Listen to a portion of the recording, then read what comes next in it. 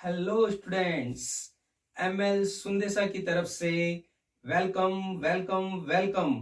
नमस्ते, वंदे मातरम। सभी nursing students का द नर्सिंग डीमिस्टिफाइड चैनल पर हार्दिक स्वागत है। राजस्थान में होने वाले हैं 3 exams, Rajasthan ANM exam, Rajasthan nursing officer exam और Rajasthan CHO exam.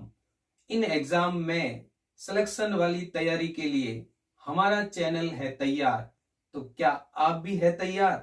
Dear students, central level में होने वाले एग्जाम्स जैसे नॉर्सेट की तुलना में राजस्थान में होने वाले नर्सिंग एग्जाम्स की यदि हम तुलना करें तो राजस्थान में होने वाले नर्सिंग कंपटीशन एग्जाम में की कॉन्सेप्ट्स और बेसिक चीजों को ज्यादा इंपॉर्टेंस दी जाती है और इसी को ध्यान में रखते हुए हमने हमारे वीडियो में बेसिक की कॉन्सेप्ट्स को ज्यादा इंपॉर्टेंस दी है।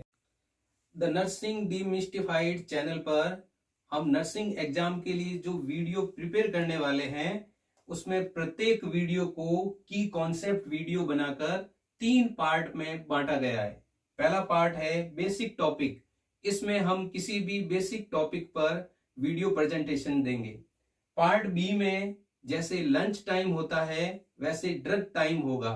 इसमें हम हर वीडियो में किसी एक ड्रग की कैटेगरी को डिस्कस करेंगे और सबसे लास्ट पार्ट में, तीसरे पार्ट में परफेक्ट पंच होगा। परफेक्ट पंच का मतलब आपको 5 क्वेश्चन पूछे जाएंगे, उनका आंसर आपको खुद ढूंढना है, रिसर्च करना है और उसका आंसर आपको नेक्स्ट वीडियो में दिया जाएगा।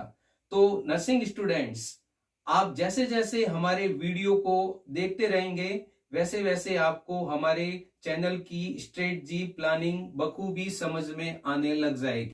डियर स्टूडेंट्स, अगर आने वाले नर्सिंग एग्जाम को लेकर आपका विजन, आपका टारगेट एकदम क्लियर कट है कि गवर्नमेंट वैकेंसी में जब भी वैकेंसी आए तब चाहे कितनी भी पोस्ट आए लेकिन हमारी तो एक सीट पक्की है, तो इस विजन के साथ अगर आप तैयार हैं तो हमारा चैनल भी तैयार है। आइए आप और हम मिलकर करते हैं सिलेक्शन वाली तैयारी। तो शुरू करते हैं बेसिक की कॉन्सेप्ट वीडियो का पहला पार्ट। अक्सर आपने नोट किया होगा, चाहे सेंट्रल लेवल के एग्जाम हो या राजस्थान गवर्नमेंट के एग्जाम, हर किसी नर्सिंग के एग्जाम में रेस्पेक्टेड फ्लोरेंस नाइटिंगेल से रिलेटेड 1 या 2 क्वेश्चन जरूर देखने को मिलते हैं। तो आइए हम करते हैं आज के वीडियो का श्री गणेश फ्लोरेंस नाइटिंगेल की जीवनी के साथ। सबसे पहले बात करते हैं फ्लोरेंस नाइटिंगेल के जन्म की। फ्लोरेंस नाइटिंगेल का जन्म इटली देश के फ्लोरेंस शहर में 12 मई 1820 को हुआ था। आज से ठीक 201 साल पहले, और इसी फ्लोरेंस सिटी के नाम पर उनका नामकरण किया गया। फ्लोरेंस नाइटिंगेल की फैमिली में कुल 4 मेंबर थे। फ्लोरेंस नाइटिंगेल के अलावा उनके father William Edward Nightingale, mother का नाम फ्रांसिस नाइटिंगेल और उनकी एक बड़ी बहन थी पार्थिनोव नाइटिंगेल। फ्लोरेंस नाइटिंगेल ने अपनी फैमिली की इच्छा के विरुद्ध नर्सिंग प्रोफेशन को चूज किया और 31 वर्ष की आयु में नॉर्थ जर्मनी देश के डिकोनस इंस्टीट्यूट केसरवर्थ में नर्सिंग की ट्रेनिंग ज्वाइन की। 1854 से 1856 के दौरान रूस और क्रीमिया के बीच एक युद्ध हुआ, क्रीमिया वार। उस दौरान फ्लोरेंस नाइटिंगेल को ब्रिटिश घायल सैनिकों की देखभाल करने का अवसर मिला और इसी दौरान उन्हें एक नई उपाधि से नवाजा गया, the lady with the lamp. अगर हमें क्रीमिया वॉर के सन को लंबे टाइम तक याद रखना हो, रटने की जरूरत नहीं पड़ेगी, एक मेमोरी टिप्स का इस्तेमाल करते हैं। भारत में 1857 में आजादी की प्रथम क्रांति हुई थी और 1857 की प्रथम क्रांति की मुख्य सूत्रधार थी रानी लक्ष्मीबाई। ठीक उसी तरह से 1854 और 1856 के दौरान क्रीमिया वार में ब्रिटिश घायल सैनिकों की नर्सिंग केयर करने की मुख्य सूत्रधार थी फ्लोरेंस नाइटिंगेल। तो स्टूडेंट्स, आपके लिए अभी एक क्वेश्चन है, फ्लोरेंस नाइटिंगेल को the lady with the lamp की उपाधि किसने दी थी? और इसका सही आंसर है ब्रिटिश घायल सैनिकों के द्वारा। युद्ध में ब्रिटिश घायल सैनिकों की दयनीय और गंभीर कंडीशन को देखकर फ्लोरेंस नाइटिंगेल खुद मानसिक रूप से व्यथित हो गई। इस डिसऑर्डर को PTSD यानी कि पोस्ट ट्रॉमेटिक स्ट्रेस डिसऑर्डर कहा जाता है। अब बात करते हैं इंग्लैंड के लंदन सिटी की, और इसी लंदन शहर में सेंट थॉमस हॉस्पिटल में 1860 में फ्लोरेंस नाइटिंगेल ने दुनिया का पहला नर्सिंग स्कूल स्थापित किया और स्कूल का नाम रखा गया Florence training school of nurses. Florence Nightingale को नर्सिंग प्रोफेशन में वर्ल्ड क्लास बेहतरीन सेवाओं के लिए 2 प्रतिष्ठित सम्मान से नवाजा गया। पहला था पब्लिक हेल्थ एडवाइजर की पोस्ट दी गई और दूसरा था 1907 में लंदन की महारानी विक्टोरिया के द्वारा इन्हें order of merit royal red cross award से नवाजा गया। फ्लोरेंस नाइटिंगेल एक वर्ल्ड क्लास बेहतरीन नर्स होने के साथ साथ समाज सुधारक और स्टेटिस्टिशियन भी थी।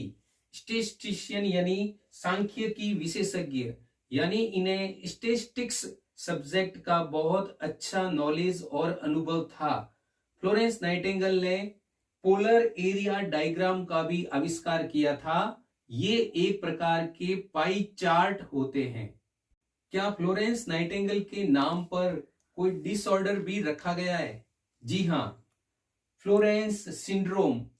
जब किसी नर्स या मेडिकल प्रोफेशनल को किसी गंभीर क्रोनिक बीमारी से सफर्ड पेशेंट की केयर के दौरान उस पेशेंट के साथ इमोशनल अटैचमेंट हो जाए, बहुत गहरा लगाव हो जाए, तो इस सिंड्रोम को फ्लोरेंस सिंड्रोम कहा जाता है। तो आप सभी नर्सिंग स्टूडेंट से एक और सवाल है, क्या फ्लोरेंस नाइटिंगेल ने नर्सिंग का आविष्कार किया था? जी नहीं।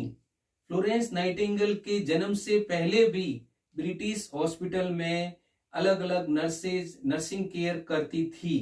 फ्लोरेंस नाइटिंगेल आधुनिक नर्सिंग की जन्मदात्री थी। फ्लोरेंस नाइटिंगेल ने 2 ऐसी बुक्स लिखी जिन्होंने नर्सिंग प्रोफेशन को एक नई दिशा प्रदान की। पहली बुक का नाम है नोट्स ऑन नर्सिंग और दूसरी बुक का नाम है नोट्स ऑन हॉस्पिटल।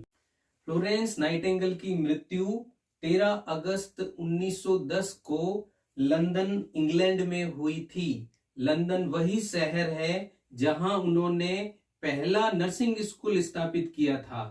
यानी कि फ्लोरेंस नाइटिंगेल का जीवन काल 90 वर्ष रहा। इस बात को हम एक मेमोरी टिप्स से याद कर सकते हैं। स्टूडेंट्स, क्रिकेट में एक टर्म यूज किया जाता है नर्वस 90, यानी जब कोई क्रिकेटर 90 के स्कोर पे आउट हो जाता है तो उसे कहा जाता है नर्वस 90। जैसे लीजेंड सचिन तेंदुलकर, विराट कोहली, काफी सारे प्लेयर नर्वस 90 का शिकार होते हैं। तो इस टिप्स से आप फ्लोरेंस नाइटिंगेल की जीवनी को याद कर सकते हैं। उनका जीवन काल था 90 वर्ष। यदि हम सारांश के रूप में फ्लोरेंस नाइटिंगेल की जीवनी के महत्वपूर्ण पड़ावों पर एक बार फिर से नजर डालें तो कुछ ऐसा होगा। 1820 में जन्म, 1853 में उन्होंने नर्सिंग की ट्रेनिंग की, 1854 से 1856 के दौरान क्रीमिया युद्ध में नर्सिंग सेवाएं दी। 1860 में उन्होंने दुनिया का पहला नर्सिंग स्कूल स्थापित किया। 1907 में उन्हें महारानी विक्टोरिया के द्वारा ऑर्डर ऑफ मेरिट से नवाजा गया और जीवन के अंतिम पड़ाव में 1910 में लंदन में उनका प्राकृतिक मृत्यु हुई थी। तो डियर स्टूडेंट्स, मुझे यकीन है कि आज आपने की कॉन्सेप्ट वीडियो के पहले सेशन में फ्लोरेंस नाइटिंगेल के बारे में एक नए तरीके से, नए सिरे से काफी कुछ नया सीखा होगा। अब हम हमारे वीडियो के सेकेंड सेक्शन में आ जाते हैं, ड्रग टाइम। आपने नोट किया होगा, चाहे वह सेंट्रल लेवल के एग्जाम हो या राजस्थान लेवल के नर्सिंग एग्जाम हो, हर एग्जाम में आपको 2 से 3 क्वेश्चन ड्रग के बारे में जरूर पूछे जाते हैं। कई बार तो क्वेश्चंस की संख्या 3-4 से ज्यादा भी हो सकती है। इसी बात को ध्यान में रखते हुए हर वीडियो में हम डिस्कस करेंगे कोई ना कोई ड्रग्स की कैटेगरी और उनका यूज। आज का हमारा ड्रग है यूटेरोटॉनिक ड्रग्स, जो मिडवाइफरी की बहुत इंपॉर्टेंट ड्रग है। नर्सिंग स्टूडेंट्स, ड्रग की कैटेगरी याद रखना और उनमें आने वाली ड्रग्स के नाम याद रखना काफी मुश्किल लगता होगा। मैं अपनी तरफ से आज आपको कुछ टिप्स बताऊंगा और कोशिश करेंगे कि इनके नाम हम आसानी से याद कर पाए। हिंदी में आपने पढ़ा होगा उपसर्ग और प्रत्यय। जो शब्द आगे की तरफ जुड़ते हैं उन्हें उपसर्ग, और जो शब्द पीछे की तरफ जुड़ते हैं उन्हें प्रत्यय कहते हैं। जैसे इंग्लिश में प्रीफिक्स और सफिक्स होता है। ये मैं आपको इसलिए बता रहा हूं कि मेडिकल साइंस के जितने भी टर्म में, चाहे वो ड्रग के नाम हो, चाहे वो बीमारियों के नाम हो, चाहे वो मेडिकल टर्म हो, ज्यादातर शब्द, ऑलमोस्ट सारे शब्द है वो प्रीफिक्स और सफिक्स को जोड़कर बनाए गए हैं। यदि आप इन चीजों को रटते हैं तो उनके भूलने की ज्यादा संभावना रहती है। लेकिन मेरा ऐसा मानना है कि यदि आप मेडिकल में प्रीफिक्स और सफिक्स को समझ लेते हैं, उन्हें याद कर लेते हैं, तो आपके लिए ये सारी चीजें बहुत आसान हो सकती है। जैसे यूटेरो प्लस टॉनिक, इनको मिला के बनाया गया है यूटेरोटॉनिक। यूटेरो वर्ड यूट्रस के लिए आता है और टॉनिक में टॉन शब्द छुपा हुआ है जो मसल्स के लिए आता है। तो यूटेरोटॉनिक का एक अर्थ ये हुआ कि ऐसी दवाइयां जो यूट्रस में मसल्स पर एक्शन करती है। तो स्टूडेंट्स, यूटेरोटॉनिक ड्रग्स क्या होती है? वे ड्रग्स जो यूट्रस की मसल्स में कॉन्ट्रैक्शन पैदा करती है, यूट्राइन मसल्स को कॉन्ट्रैक्शन के लिए स्टिमुलेट करती है, उन्हें यूटेरोटॉनिक ड्रग्स कहा जाता है। अगर आपसे ये सवाल पूछा जाए कि ड्रग ऑफ चॉइस क्या होती है, जिस ड्रग को सबसे ज्यादा डॉक्टर के द्वारा चॉइस किया जाता है, जिस ड्रग्स को सबसे ज्यादा प्रिस्क्राइब किया जाता है, उसे बोलते हैं ड्रग ऑफ चॉइस। और हर कैटेगरी में एक ड्रग ऑफ चॉइस हो सकती है। जैसे यूटेरोटॉनिक ड्रग्स की ड्रग ऑफ चॉइस है ऑक्सीटोसिन। इसीलिए इसी के नाम पर यूटेरोटॉनिक ड्रग्स को और ऑक्सीटोसिक ड्रग्स भी कहा जाता है। तो स्टूडेंट्स, यूटेरोटॉनिक ड्रग्स की ड्रग ऑफ चॉइस क्या हो जाएगी? ऑक्सीटोसिन। और ऑक्सीटोसिन ड्रग का भी एक और नाम है पिटोसिन। यूटेरोटॉनिक ड्रग्स का एक्शन और अच्छे से समझते हैं। यूटेरोटॉनिक ड्रग्स को एडमिनिस्टर करने से, यानी लगाने से, यूटेराइन मसल्स में कॉन्ट्रैक्शन स्टिमुलेट होंगे। उससे क्या बेनिफिट होगा? उससे प्लेसेंटा की डिलीवरी आसानी से होगी और ब्लड लॉस कम से कम होगा। यानी कि इसे यूं कह सकते हैं कि यूटेरोटॉनिक ड्रग्स या oxytocic drugs PPH, postpartum haemorrhage को भी रोकने में बहुत सपोर्ट करती है। यूटेरोटॉनिक ड्रग्स का मुख्य इस्तेमाल लेबर की तीसरी स्टेज में किया जाता है, जिसे हम AMTSL यानी कि active management of third stage of labour कहते हैं। लेकिन इमरजेंसी कंडीशन में इसका इस्तेमाल लेबर को इंड्यूस करने में, यानी लेबर को प्रेरित करने में भी किया जाता है।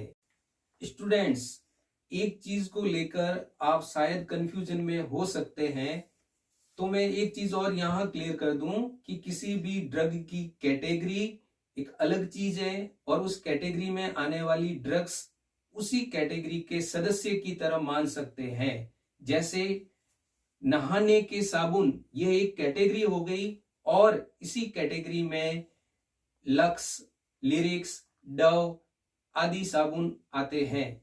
तो हम अभी बात कर रहे थे यूटेरोटॉनिक ड्रग्स के बारे में, और इस ड्रग्स में मैंने आपको बताया कि इसमें चॉइस ऑफ ड्रग है ऑक्सीटोसिन। इसीलिए जब हम हॉस्पिटल सेटिंग में ड्रग्स का यूज लेना हो तो सबसे पहले चॉइस पे हम यूज करते हैं ऑक्सीटोसिन। अगर ऑक्सीटोसिन उपलब्ध नहीं है तो हम इस्तेमाल करेंगे मीसोप्रोस्टॉल, और अंतिम चॉइस में हम देखते हैं इर्गोमेट्राइन। इस प्रकार ये तीनों ड्रग्स ऑक्सीटोसिन, मीसोप्रोस्टॉल और इर्गोमेट्राइन तीनों ड्रग्स एग्जाम्पल है यूटेरोटॉनिक कैटेगरी के। और ऑक्सीटोसिक ड्रग्स के बारे में आगे भी हम मिडवाइफरी की किसी सेशन में और डिटेल्स में बात करेंगे। अभी के लिए ड्रग टाइम में इतना ही काफी है। आज के की कॉन्सेप्ट सेशन के लास्ट सेशन में हम पहुंच गए हैं और अब बारी है परफेक्ट पंच की। इस सेशन में हम आपसे 5 क्वेश्चन पूछेंगे जिनका आंसर आप कमेंट में भी दे सकते हैं और उनके बारे में अगले वीडियो में डिस्कस किया जाएगा। तो स्टूडेंट्स, आपके लिए पहला सवाल, आज के सेशन में आपने पढ़ा कि दुनिया का पहला नर्सिंग स्कूल फ्लोरेंस नाइटिंगेल के द्वारा स्थापित किया गया था। आपको बताना है भारत में पहला नर्सिंग स्कूल कब और कहां स्थापित किया गया था। दूसरा सवाल है, पल्स पोलियो अभियान में प्रथम दिन इस्तेमाल की जाने वाली बूथ टेलीसीट में, जिसको ट्रांजिट टीम या मोबाइल टीम के द्वारा भी इस्तेमाल किया जाता है, तो आपको बताना है कि उस बूथ टेलीसीट में 5 साल से कम एज के बच्चों को वैक्सीनेट करने के बाद वहां पर मार्किंग करने के लिए उस टेलीसीट में कुल कितने बॉक्स होते हैं। तीसरा सवाल, फ्लोरेंस नाइटिंगेल का बर्थ 12 मई 1820 को हुआ था, जैसा आज हमने पढ़ा, और उनके जन्म दिवस को इंटरनेशनल नर्सेज डे के रूप में मनाया जाता है। और हर साल इंटरनेशनल नर्सेज डे पर कुछ थीम निर्धारित की जाती है। तो आज का सवाल इसी पर आधारित है। आपको बताना है कि इंटरनेशनल नर्सेज डे की थीम को कौन से इंटरनेशनल संस्थान के द्वारा निर्धारित किया जाता है। क्वेश्चन नंबर 4 में आपको बताना है AQI का गुड लेवल कितना होता है। और आज के परफेक्ट पंच सेक्शन का अंतिम सवाल, कौन से हार्मोन को हैप्पीनेस हार्मोन भी कहा जाता। तो स्टूडेंट्स, यह था आज का हमारा द नर्सिंग डीमिस्टिफाइड चैनल का पहला प्रयास की कॉन्सेप्ट वीडियो की पहली कड़ी। आपको आज का वीडियो कैसा लगा, कमेंट्स के द्वारा हमें जरूर बताइएगा। स्पेशली आज के वीडियो में जो आपको कमियां महसूस हुई हो उसे जरूर शेयर कीजिएगा, ताकि हम अपने अगले वीडियो में उसे और अच्छे से पेश कर सकें। प्लीज हमारे चैनल को लाइक कीजिए, शेयर कीजिए और सब्सक्राइब कीजिए। मिलते हैं अगले वीडियो में, तब तक के लिए नमस्ते, वंदे।